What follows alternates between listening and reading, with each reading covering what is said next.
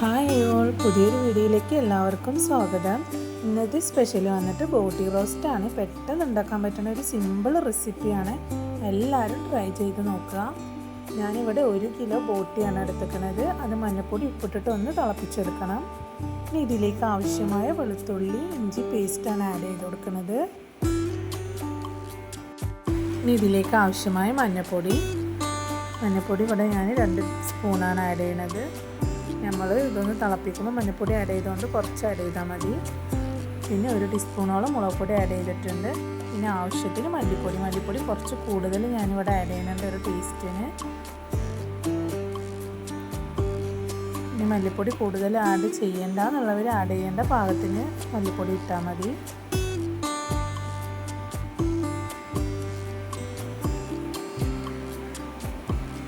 ഇനി ഇതിലേക്ക് ആവശ്യമായ തക്കാളിയും പച്ചമുളകുമാണ്.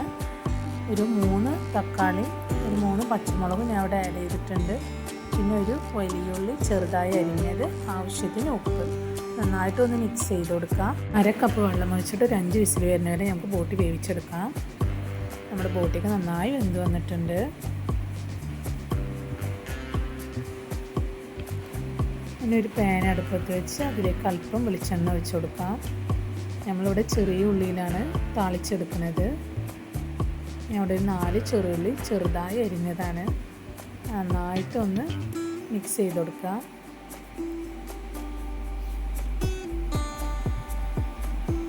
ഇടയ്ക്കിടയ്ക്കൊന്ന് ഇളക്കി കൊടുക്കുക. അപ്പോൾ ഒരുപോലെ എല്ലാവരും ഒന്ന് മുരിഞ്ഞു വന്നോളും.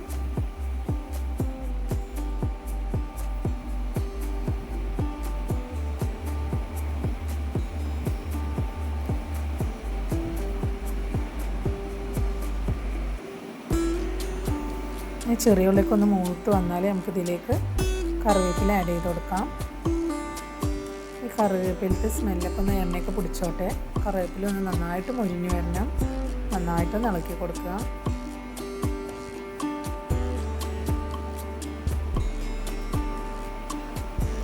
ഇനി ഇതിലേക്ക് നമുക്ക് ചെറിയുള്ളി പെരിഞ്ചീരകം പേസ്റ്റ് ആഡ് ചെയ്യാം. ഇവിടെ 2 ടീസ്പൂണോളം ആഡ് ചെയ്യുന്നുണ്ട്. ഇത് വേവിക്കുമ്പോൾ വേണമെങ്കിലും ആഡ് ചെയ്യാം. ഞാൻ താളിക്കുമ്പോഴാണ് ആഡ് ചെയ്യല്. താളിക്കുമ്പോൾ ആഡ് ചെയ്താൽ ഒന്നും കൂടി ടേസ്റ്റ് കൂടും. വേവിക്കുമ്പോഴും ആഡ് ചെയ്യാം, കുഴപ്പമൊന്നുമില്ല. നന്നായിട്ടൊന്ന് ഇളക്കി കൊടുക്കാം. എണ്ണ കടന്ന് നന്നായിട്ടൊന്ന് മുരിഞ്ഞ് വരട്ടെ. ഇനി ഇതിലേക്ക് നമുക്ക് ആവശ്യമായ ഗരം മസാല ആഡ് ചെയ്ത് കൊടുക്കാം. ഇവിടെ ഞാൻ 1 ടീസ്പൂൺ ഗരം മസാലയാണ് ആഡ് ചെയ്യുന്നത്.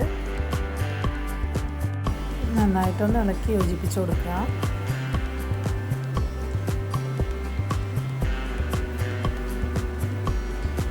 നമുക്കതിലേക്ക് ആവശ്യമുള്ള ബോട്ടി കുറച്ച് ആഡ് ചെയ്തിട്ട് ഇളക്കി കൊടുക്കാം. എന്നാലാണ് മസാല എല്ലാവരും ഒരുപോലെ പിടിക്കുള്ളൂ.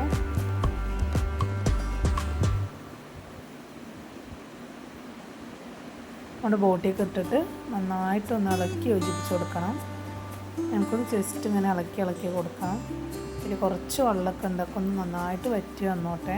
നന്നായിട്ടൊന്ന് മിക്സ് ചെയ്ത് കൊടുത്തിട്ട് നമുക്കൊന്ന് അടച്ച് വെച്ച് വേവിക്കാം. ഒരു 5 മിനിറ്റ് അടച്ച് വെച്ച് വേവിച്ചാൽ മസാലയൊക്കെ പൊടിച്ച് നല്ല ടേസ്റ്റായിട്ട് വരും.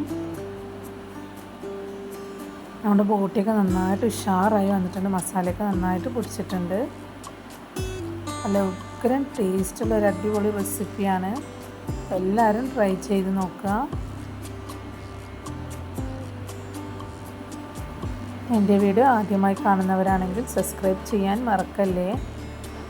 സബ്സ്ക്രൈബ് ചെയ്ത് സപ്പോർട്ട് ചെയ്ത എല്ലാവർക്കും ഒരുപാട് നന്ദി. Thank you for watching.